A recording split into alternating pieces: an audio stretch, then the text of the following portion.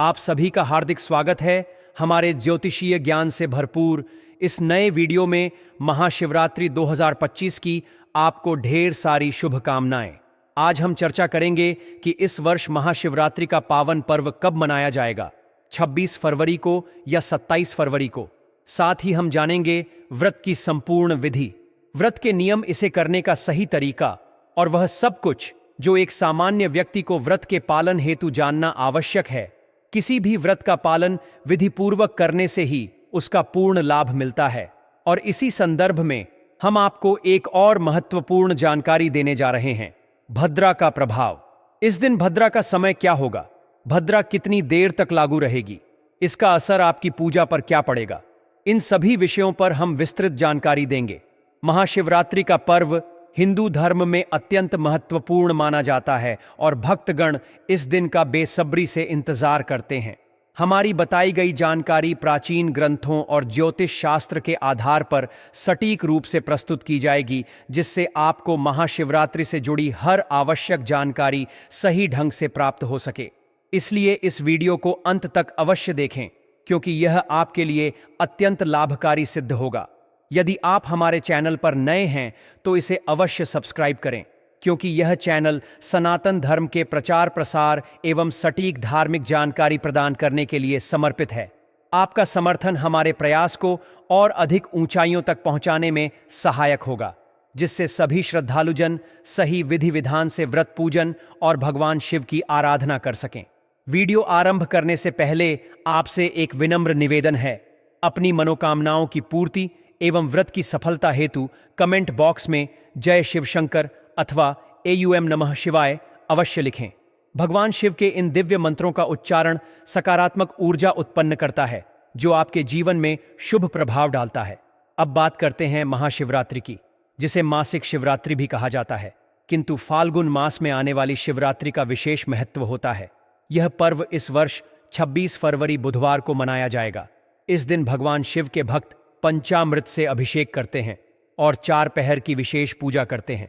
इस दिन रुद्राभिषेक करने का विशेष विधान बताया गया है, जो अत्यंत शुभ फलदायी होता है। अब हम विस्तार से जानेंगे पूजा की विधि, शुभ मुहूर्त, व्रत के नियम और भद्रा के प्रभाव को लेकर आवश्यक बातें। महाशिवरात्रि के दिन उपवास रखने वाले श्रद्धालु रात्रि के समय व्रत का पारण कर सकते हैं। इस व्रत के पालन में कोई कठोर नियम नहीं होता। इसे 2 प्रकार से किया जाता है, कुछ लोग फलाहार करते हैं तो कुछ लोग अन्नाहार के साथ इसे पूर्ण करते हैं। परंतु ध्यान रहे कि इस व्रत में नमक व मिर्च का सेवन वर्जित होता है और इसे अधिकतर मीठे भोग के साथ संपन्न किया जाता है। अब हम विस्तार से समझेंगे कि व्रत रखने की संकल्प विधि क्या होनी चाहिए, सुबह की पूजा कैसे करनी चाहिए और भद्रा के चलते पूजा पाठ में क्या परिवर्तन आवश्यक होंगे। महाशिवरात्रि के इस पावन अवसर पर व्रत करने से अद्भुत पुण्य प्राप्त होता है और भगवान शिव की कृपा से सभी इच्छाएं पूर्ण होती हैं। अतः इस विशेष दिन को पूरी श्रद्धा एवं सही विधि विधान के साथ मनाना अत्यंत आवश्यक है। तो जिस दिन महाशिवरात्रि हो, आपको सुबह सूर्योदय से पहले अवश्य उठ जाना चाहिए। अरुणोदय में आपको स्नान करना चाहिए, या तो सूर्योदय से पहले या अरुणोदय का समय होता है, जिस समय सूर्य उदित हो रहे होते हैं। जब लालिमा छाई होती है ना आकाश में, उसे अरुणोदय का समय कहते हैं। समय तक आपको स्नान कर लेना चाहिए, परंतु क्योंकि आज के समय में जो हमारा स्टाइल है वह सबका बदल गया है, नाइट शिफ्ट भी आजकल बहुत होती हैं और यह जो व्रत है यह आज की युवा पीढ़ी में भी बहुत अधिक पॉपुलर है, बहुत फेमस है, बहुत दिल कनेक्शन है भगवान शंकर को लेकर। और इसीलिए जो पीढ़ी है वह विशेष रूप से इस व्रत को करते हैं। तो उनसे भी हमारा अनुरोध है कि यदि आप अपने काम के कारण सुबह सूर्योदय से पहले नहीं उठ पा रहे हैं तो 9 बजे से पहले अवश्य स्नान कर लें, क्योंकि हमें व्रत वाले दिन तो कम से कम राख चक्षु संगीत हुर्तले चाहिए, क्योंकि उसके बाद रा अक्ष स्नान का समय आता है। अब आपने यदि व्रत किया है तो लगभग 9 बजे तक आपका स्नान आदि करने के बाद आपको व्रत का संकल्प करना चाहिए। संकल्प आप घर में ही कर सकते हैं अगर आप मंदिर नहीं जा पा रहे हैं तो। और यदि आप, क्योंकि कुछ लोग होते हैं जो ऑफिस जाते हैं तो आपकी छुट्टी नहीं होती है शिवरात्रि की, इसीलिए। और शिवरात्रि इस बार वैसे भी वर्किंग डे में है, बुधवार को है, तो आपको सभी को कार्यालय भी जाना होगा। तो आप घर पर किस प्रकार से पूजा कर सकते हैं? अगर मंदिर में जा पाए तो उसे विधि से हम पूजन जान लेते हैं। स्नान आदि करने के बाद पूजा की सामग्री एकत्र कर लीजिए। पूजा की सामग्री में आपके पास भगवान शंकर का कोई चित्र या तस्वीर होनी चाहिए, और शिवलिंग है तो बहुत उत्तम है। आप साथ के साथ अभिषेक भी कर सकते हैं। शिवलिंग आपके पास नहीं है तो अभी बहुत समय है, आप मंगवा सकते हैं। भगवान की तस्वीर या फिर होना चाहिए आपके पास में। साथ में एक पत्र में शुद्ध जल भरने से पहले थोड़ा गंगा जल डालिए, उसके बाद शुद्ध जल भरेगा। एक पत्र में आप पंचामृत बनाइए। पंचामृत कैसे? थोड़ा सा कच्चा दूध, थोड़ा सा दही, थोड़ा सा घी, थोड़ा सा शहद और शक्कर, इन 5 चीजों के मिलाकर पंचामृत बनाइए। पुष्प रखिएगा, फूलों की माला रखिएगा। भगवान को अर्पित करने के लिए भांग, धतूरा आदि सामग्री रखिएगा। साथ में फिर वह पत्र अवश्य रखिएगा। चंदन रखिएगा, अक्षत रखिएगा, धूप रखिएगा, दीप रख। यह सारी सामग्री आप एकत्र कर लीजिए, थाली में एकत्र कर लीजिए और आसन लगाकर बैठ जाइए।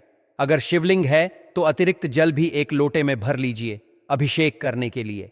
इसके बाद सबसे पहले भगवान की स्थापना, फिर हम संकल्प करेंगे। उसके बाद आपको एक दीपक जरूर ही जला लेना है। दीपक को आसान जरूर ही देना है। बिना आसन के आपको दीपक नहीं जलाना है। दीपक आप घी का भी जला सकते हो और तेल का भी जला सकते हो। दब दीपक का बहुत ही विशेष महत्व है। दीपक जलाने के बाद फिर भगवान का पूजन करेंगे। जो विधि होगी पूजा की वह शास्त्रोक्त विधि होगी, जिस विधि से यदि आप मंदिर आते हैं तो हम आपकी पूजा करते हैं, तो वही विधि आपके घर पर पूजन करने के लिए बताई जा रही है कि कैसे आप घर पर उसे विधि से पूजन कर सकते हैं। सबसे पहले भगवान की तस्वीर आपके पास है तो उनकी स्थापना करना आवश्यक है। आपका आज कोई लकड़ी की चौकी है तो उत्तम है, नहीं है तो आप पृथ्वी पर रखकर भी पूजन कर सकते हैं। से पहले शुद्धिकरण किया जाएगा, उसके बाद हम स्नान करेंगे। लोटे में जो जल लिया हुआ है उसे शुद्धिकरण करेंगे। सामग्री और आसपास के स्थान जहां भगवान की तस्वीर रखनी है सभी जगह जल की छी दीजिए। ओम पवित्र हो, पवित्रम सर्वांग, वास्तव विभाग सूची। ओम प्रकाश स्थान का पवित्र कारण हो गया। अब भगवान की तस्वीर को स्थापित करेंगे। भगवान की तस्वीर जहां रखती है ना उसे स्थान पर भवन को आसान के रूप में या तो थोड़े पुष्प रखिए या अक्षत चावल रखिए और उसके ऊपर भगवान की तस्वीर को स्थापित कर दीजिए। तस्वीर को स्थापित करने के बाद अब आप पूजन आरंभ करेंगे। पूजन में सबसे पहले संकल्प किया जाता है। संकल्प करने के लिए अपने सीधे हाथ में चम्मच से जल लीजिए। 1 रुपए का सिक्का दक्षिण के रूप में काम से कम रखिए, अक्षत रखिए और 3 बार बोलिए ओम नमः शिवाय। अपना नाम, अपना गोत्र, किस स्थान पर बैठकर संकल्प कर रहे हैं, ना वहां का मकान नंबर, क्षेत्र का नाम, शहर का नाम, आयु, अपने माता पिता का नाम, सहयोगी, आरोग्यता प्राप्त, धन संपत्ति प्राप्त है, सुख संपत्ति प्राप्त है, महाशिवरात्रि, उपलक्ष्मी गौरी, शंकर व्रत पूजन, संकल्प, शंकर शिव भोले, और वह संकल्प भगवान के चरणों में अर्पित कर दीजिए। हम पूजन आरंभ करेंगे। सबसे पहले जो पूजा करने वाले हैं उनको भगवान को पत्र अजमानी अर्पित करनी होती है। तो आपके पास यदि शिवलिंग है तो आप सीधा डायरेक्ट शिवलिंग पर अर्पित कर सकते हैं। हो सके तो आप एक बिलपत्र लेकर शिवलिंग के ऊपर रखकर जल अभिषेक करें। अगर आप तस्वीर के साथ पूजन कर रहे हैं ना, घर पर पूरी दे दीजिए, छोटा सा पत्र ले लीजिए, उसको भगवान की तस्वीर के सामने रखिए, जिससे कि जो जो चीज़ अर्पित करनी है वह द्रव्य उसमें अर्पित करने के लिए हम आपको बोलेंगे, आप उसमें अतीत करते जाएगा। सबसे पहले भगवान को पत्र अर्पित कीजिए। जल अजमानी के लिए 1 चम्मच या अजमानी लीजिएगा, छोटी सी चमची होती है, न लोटे में डालिए, भगवान को पद के रूप में जल अर्पित कीजिएगा। ओम पद्यम समर्पयामि। आपके पास शिवलिंग है तो शिवलिंग पर जल अर्पित कीजिए। आगे के रूप में जल लीजिए, तांबे या पीतल के लोटे में जल लीजिए, गंगा जल मिला हुआ, और वह जल और मध्यम समर्पित आम ही भगवान शंकर को अर्पित कीजिए। आज मैं आम समय पर आमीन के रूप में मेरी तस्वीर है तो 1 चम्मच जल जो कटोरी है तस्वीर के सामने उसमें अर्पित कीजिए। आज पानी के रूप में यदि भगवान शंकर के शिवलिंग आपके पास है तो शिवलिंग पर अर्पित कीजिए। स्नान करने के लिए पहले शुद्ध जल से भगवान के शिवलिंग का अभिषेक कराया, शुद्ध जल अर्पित कीजिए। अगर आप तस्वीर पर पूजन कर रहे हैं तो पुष्प से तस्वीर पर चित्त दीजिए। शिवलिंग पर आप जल अर्पित कर रहे हैं न कर रहे हैं भगवान को तो उसे समय मंत्र बोलिए, ओम नमः शिवाय, ओम नमः शिवाय, ओम नमः शिवाय। क्या अर्पित करते जाइए, जला अर्पित कीजिए, प्रेम से जल अर्पित कीजिए। भाव यह रखिए कि आप भगवान को खूब सारे जल से स्नान कर रहे हैं। जमृत स्नान, पंचामृत स्नानाम, इसके बाद पंचामृत से स्नान करेंगे। यदि आप तस्वीर पर पूजन कर रहे हैं तो 1 पुष्प लीजिए, उसको पंचामृत में बोलिए और वह पुष्प भगवान की तस्वीर के सामने जो कटोरी रखी है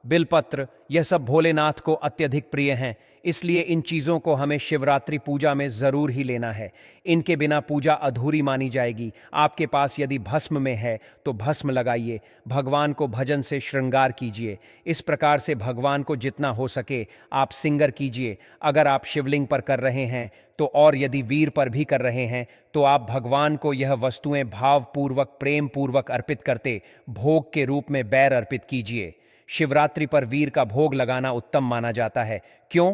क्योंकि यह आरथू फल है। ये जो राथी राथू में बैर आते हैं, तो आप वर को भगवान को भोग के रूप में अर्पित कीजिए। जल अजमानी समर्पित, उसके बाद जला आज पानी कर, यह भगवान को इस प्रकार से अपने भगवान का पूजन किया है। पूजन करने के बाद भगवान को दंडवत प्रणाम कीजिए। और अब आपको कथा पढ़ने चाहिए या सुननी चाहिए। महाशिवरात्रि की जो कथा है आपके इसी चैनल पर सुनाई जाती है, तथा श्रवण करते समय एक बात का ध्यान रखें कि जो सही कथा है वही सुन, क्योंकि संगीत और सही कथा आपको अवश्य ही यहाँ से प्राप्त होगी। आप वह कथा सुनिए। कथा सुनने के बाद यदि संभव हो तो भगवान के मंत्रों का जाप कीजिएगा। कौन से मंत्रों का जाप? ओम नमः शिवाय सभी के लिए है। इसकी यदि 11 माला कर लेते हैं तो बहुत उत्तम रहेगा। बहुत छोटा सा मंत्र, बड़ी जल्दी 11 माल हो जाएगी। और मृत्युंजय मंत्र जो है उसकी यदि 5 मलाई थी आप कर लेते हैं तो बहुत उत्तम है, बहुत पावरफुल मंत्र है। ओम त्र्यंबकम यजामहे सुगंधिम पुष्टिवर्धा रूप में वंदे मातरम, यह मंत्र है। इसकी आप 5 माला भी करते हैं तो बहुत उत्तम फलदायी है। इस शिवरात्रि के दिन उसके बाद भगवान की प्रेम पूर्वक आरती कीजिएगा।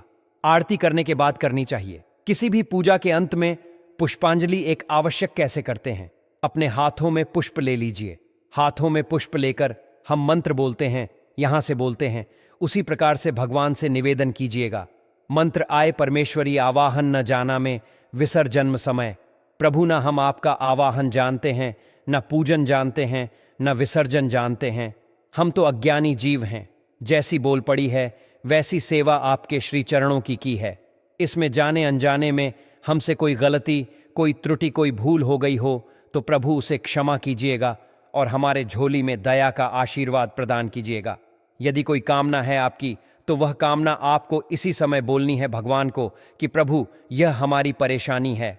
हे परमपिता परमेश्वर, हमारे ऊपर जो विपत्ति आई है उसे दूर करने की कृपा करें। हमारे पास आपको अर्पित करने के लिए कुछ भी नहीं है, क्योंकि तन मन धन सब कुछ आपका ही दिया हुआ है। हमारे पास कुछ भी नहीं है जो हम आपकी सेवा में समर्पित कर सकें। हे प्रभु, यह पत्र पुष्प की भांति आपकी भेंट है। कृपया इसे स्वीकार करें और अपनी कृपा का आशीर्वाद दें। इस प्रकार हम अपने श्रद्धा सुमन आपके चरणों में अर्पित कर रहे हैं।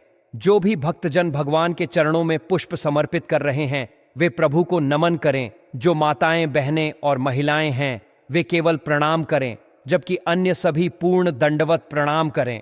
यदि आप अपने घर पर पूजा कर रहे हैं तो जहां खड़े हैं वहीं 1, 3 या 5 परिक्रमा करें और भगवान को प्रणाम करें। इसके पश्चात अपने दैनिक कार्यों में संलग्न हो जाए। भोलेनाथ अत्यंत कृपालु एवं सहजता से प्रसन्न होने वाले देवता हैं। थोड़ी सी पूजा से भी वे प्रसन्न हो जाते हैं। किंतु यदि आपकी कोई विशेष मनोकामना है तो हमने जो विधियां बताई हैं उनका पालन करें, जिससे आपकी मनोकामना शीघ्र पूर्ण होगी। इस दौरान यह ध्यान रखना आवश्यक है कि ब्रह्मचर्य का पूर्ण पालन करें। किसी के प्रति द्वेष न रखें, क्रोध से बचें, अकारण किसी का अहित न करें, किसी को नुकसान न पहुंचाएं, अपशब्द न बोलें और शुद्धता का ध्यान रखें। इसके साथ साथ लड़ाई झगड़ों से दूर रहें और तामसिक भोजन से परहेज करें। यदि आप इन बातों का पालन नहीं करेंगे तो भोलेनाथ अप्रसन्न हो सकते हैं। मन, तन और आचरण से शुद्ध रहकर अपना दिन व्यतीत करें। यदि संभव हो तो अगले दिन पुनः भगवान की पूजा करें। यदि आप पूरे दिन पूजा नहीं कर सकते तो कम से कम मन में एक बार भगवान का स्मरण अवश्य करें। इस प्रकार शिवरात्रि का दिन बिताएं। अगले दिन व्रत खोलने के लिए फलाहार करें या मीठे आहार का सेवन करें, जो भी आपके स्वास्थ्य के लिए उपयुक्त हो। यह ध्यान दें कि व्रत के कारण आपके स्वास्थ्य पर कोई नकारात्मक प्रभाव न पड़े। यदि स्वास्थ्य अनुमति देता है तो फलाहार के साथ व्रत रखें, यह उत्तम रहेगा। अब हम भाद्र के विषय में चर्चा करेंगे। व्रत का पालन करने से पहले यह जानना आवश्यक है कि महाशिवरात्रि कब आरंभ हो रही है और कब समाप्त होगी। यह व्रत फाल्गुन मास के कृष्ण पक्ष की चतुर्दशी तिथि को रखा जाता है। इस वर्ष यह 26 फरवरी को प्रातः 11:05 से आरंभ होकर अगले दिन समाप्त होगी। चूंकि भगवान शंकर की पूजा विशेष रूप से रात्रि में की जाती है, इसलिए महाशिवरात्रि का पर्व 26 फरवरी को मनाया जाएगा। भाद्र का प्रभाव भी इस दिन रहेगा। भाद्र का आरंभ दोपहर 1:18 पर होगा और यह रात्रि 10:01 पर समाप्त होगी।